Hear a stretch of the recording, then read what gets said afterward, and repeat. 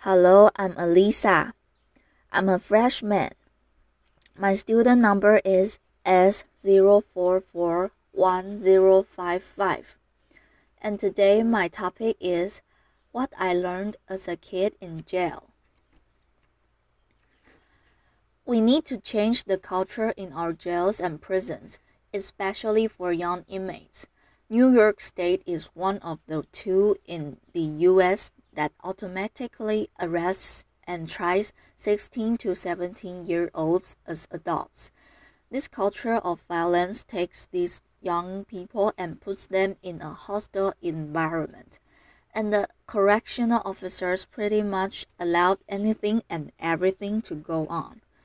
There's not really much for these young people to do to actually enhance their talent and actually rehabilitate them.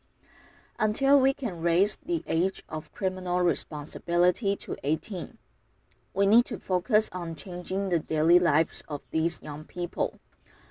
I know firsthand, before I ever turned 18, I spent approximately 400 days on Rikers Island, and to add to that, I spent almost 300 days in solitary confinement.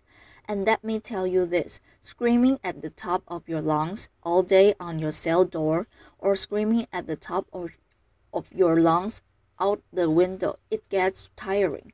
Since there's not much for you to do while you're in there, you start passing back and forth in your cell.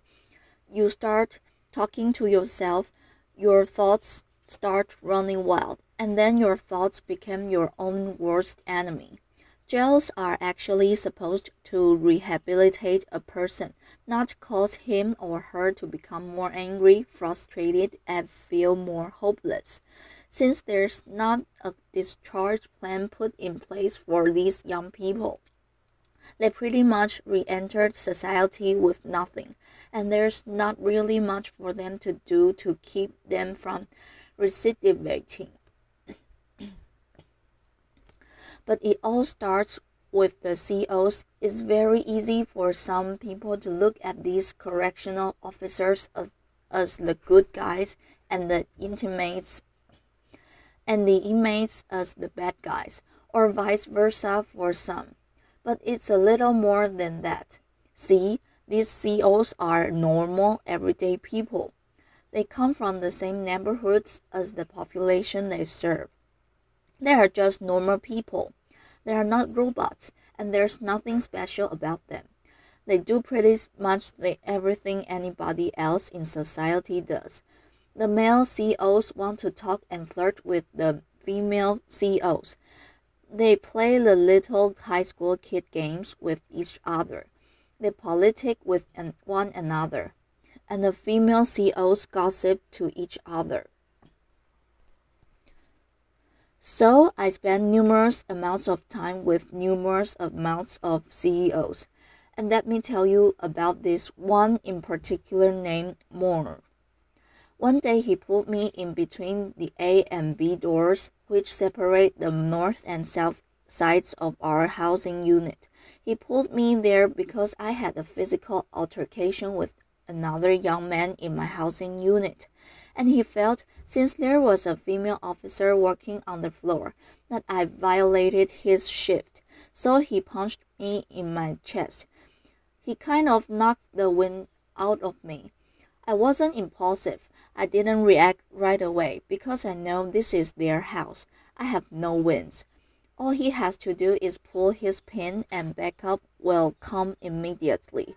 So I just gave him a look in his eyes, and I guess he saw the anger and frustration just burning. And he said to me, "Your eyes are going to get you in a lot of trouble because you're looking like you want to fight." So he commenced to taking off his utility belt, and he took off his shirt and his badge, and he said we could fight. So I asked him, "You gonna hold it down?" Now that's a term that's commonly used on Rikers Island, meaning that you are not going to say anything to anybody, and you are not going to report it. He said, "Yeah, I'm gonna hold it down." "You gonna hold it down?" I didn't even respond. I just punched him right in his face, and we began fighting right then and there. Towards the end of the fight, he slammed me up against the wall. So, while we were tussled up, he said to me, "You good?" as if he got the best of me. But in my mind, I know I got the best of him, so I replied very cocky, "Oh, I'm good. You good?" He said, "Yeah, I'm good. I'm good." We let go. He shook my hand, said he gave me my respect, gave me a cigarette, and sent me on my way. Believe it or not, you come across some CEOs on Rikers Island that'll fight you one-on-one. They feel that they understand how it is, and they feel that I'm going to meet you where you're at. Since this is how you commonly handle your disputes, we can handle it in that manner. I walk away from it like a man. You walk away from it like a man. And that's it. Some CEOs feel that they're gelling with you. This is why they have that mentality and that attitude, and they go by that concept. In some instances, we're in it together with the CEOs.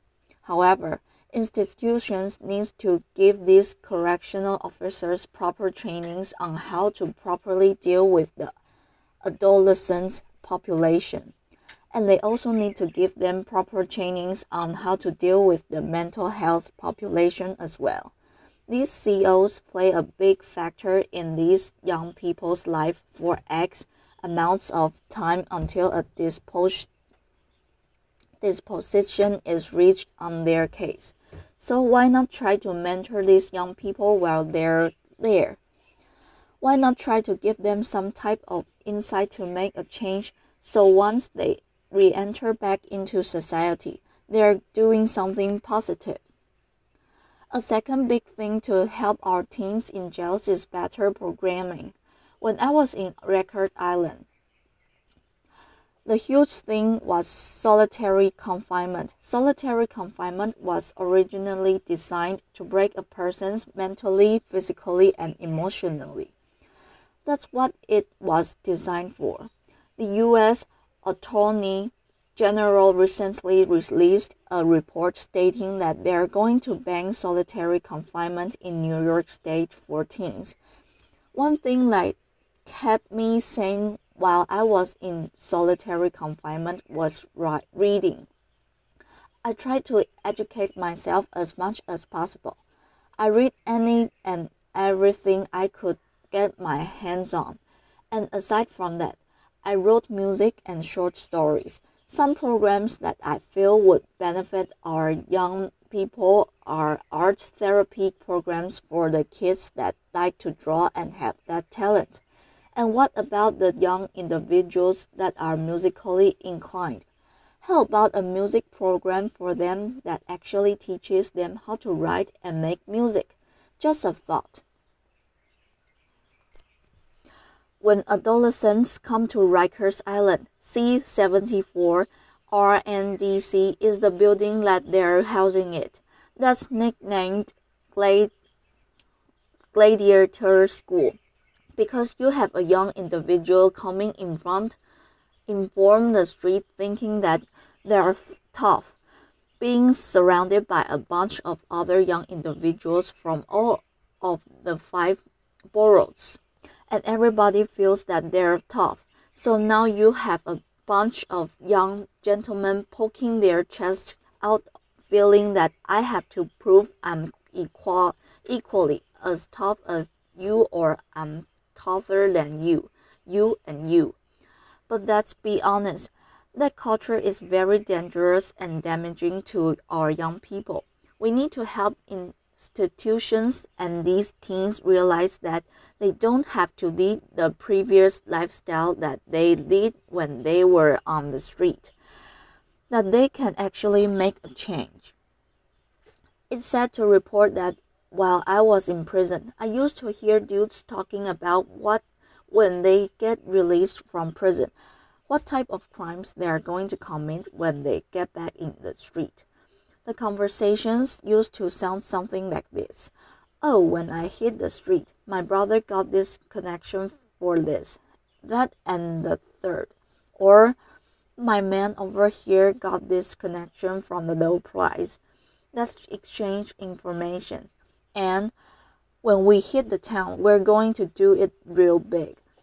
I used to hear these conversations and think to myself, wow, these dudes are really thinking about going back in the street and committing future crimes. So I came up with a name for that. I called it a go back to jail quick scheme, because really, how long is that going to last? You get a retirement plan with that. Nice little pension, 401k, 403b. You get health insurance, dental.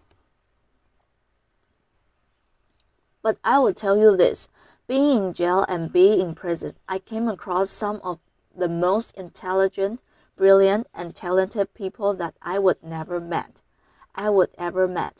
I've seen individuals take a potato chip bag and turn it into the most beautiful picture frame.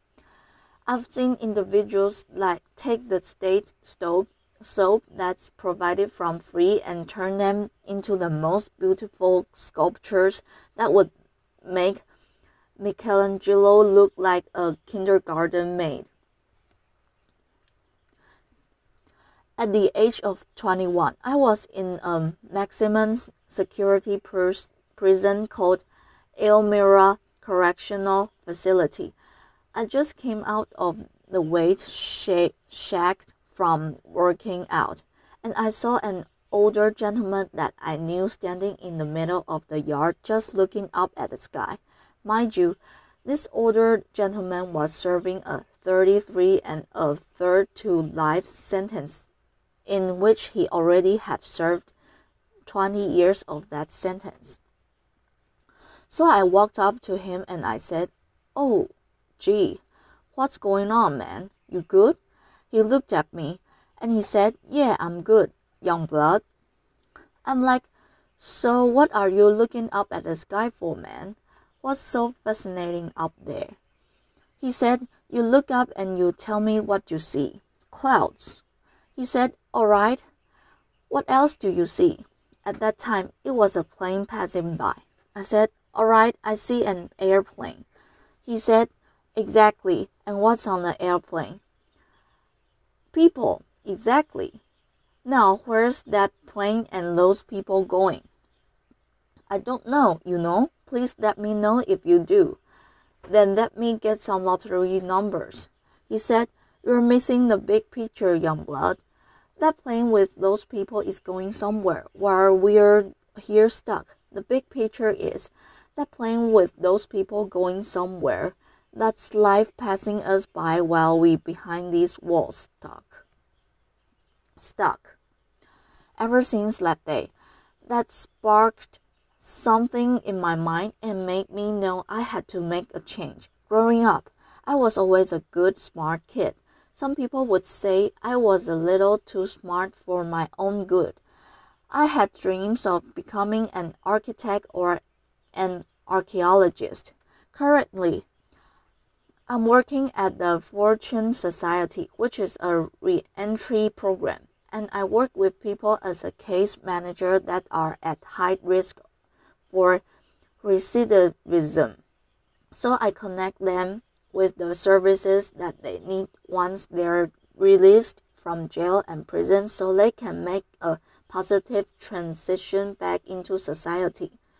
If I was to see my 15-year-old self today, I would sit down and talk to him and try to educate him, and I would let him know, "Listen, this is me, I'm you, this is us, we are one. Everything that you're about to do, I know what you're gonna do before you do it because I already did it." And I would encourage him not to hang out with X, Y, and Z people. I would tell him not to be in such and such place. I would tell him, keep your behind in school, man, because that's where you need to be, because that's what's going to get you somewhere in life. This is the message that we should be sharing with our young men and young women. We shouldn't be treating them as adults and putting them in cultures of violence that are nearly possible for them to escape. Thank you.